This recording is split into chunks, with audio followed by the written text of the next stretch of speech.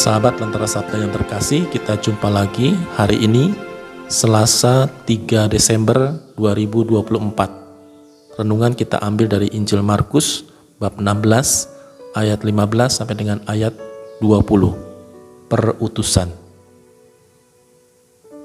Sahabat Lentera Sabda yang terkasih, setelah kebangkitannya, maka Yesus memberikan amanat perutusan kepada para murid, tentunya juga kepada kita pada zaman ini. Amanat perutusan yang diberikan Yesus kepada para murid diteruskan oleh para murid turun-temurun, suksesio, dari masa ke masa, dari zaman ke zaman, sampai pada zaman kita. Dan perutusannya tetap sama, yaitu memberitakan Injil, membawa orang pada pertobatan, membawa jiwa-jiwa pada keselamatan. Maka amanat perutusan itu pertama-tama mesti kita pahami, kita sadari dulu dalam diri kita. Ketika kita memahami perutusan, maka kita lebih mudah untuk menjalaninya. Tetapi kalau kita tidak memahami apa itu perutusan dan bagaimana makna perutusan, tidak mungkin kita melaksanakan perutusan dengan sungguh-sungguh, dengan serius. Oleh karena itu, perutusan memberitakan Injil merupakan sebuah situasi yang mendesak, supaya semakin banyak orang memperoleh keselamatan. Berita Injil kita wartakan ke seluruh dunia, bahkan juga ke segala makhluk, supaya dengan demikian semua manusia memperoleh keselamatan, tidak ada satu orang pun yang binasa. Maka sekarang bagaimana cara kita menjalankan perutusan yang dipercayakan Tuhan kepada kita?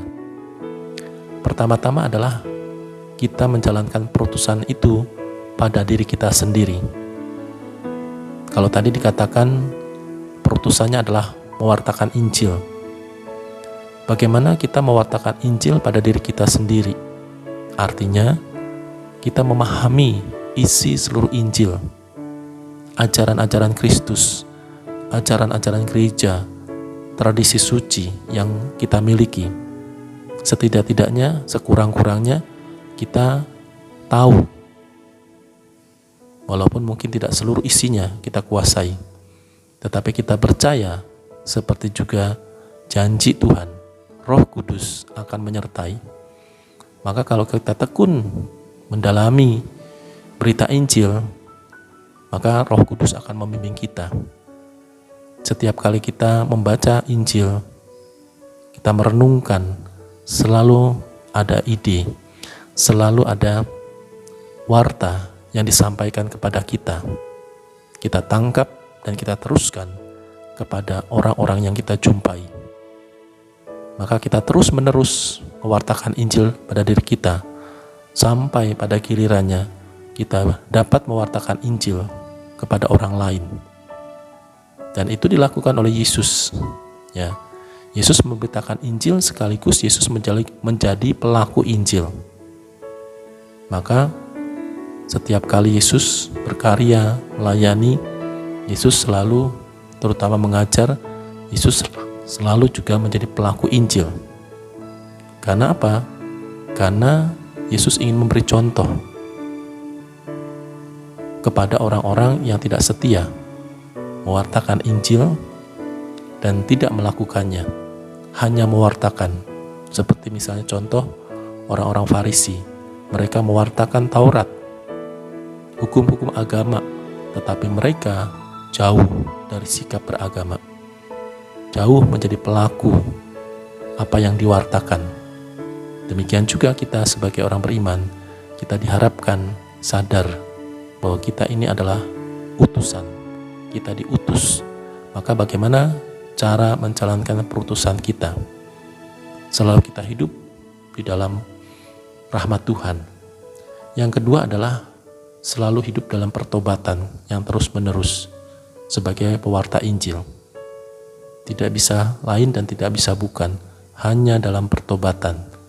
Eling, kita kita selalu diingatkan kembali bahwa saya ini adalah utusan, maka saya mesti hidup secara pantas dan layak di hadapan Tuhan sebagai pewarta, sehingga dengan demikian pewartaan saya menjadi efektif. Siapapun kita, ya, awam yang merasul di tengah-tengah masyarakat pun demikian, yang dipercaya untuk menjalankan tugas-tugas, maka disitulah perutusan mewartakan Injil, katakan kebaikan, kejujuran, tidak berpihak, adil, mengedepankan keadilan, menjaga martabat sesama dan sebagainya. Itu adalah bagian dari warta Injil yang kita lakukan dalam hidup kita sehari-hari. Oleh karena itu, sahabat Lentera Sabat yang terkasih, marilah kita mohon rahmat Tuhan agar perutusan yang kita terima dapat kita jalankan sesuai dengan kehendak Tuhan. Tuhan memberkati.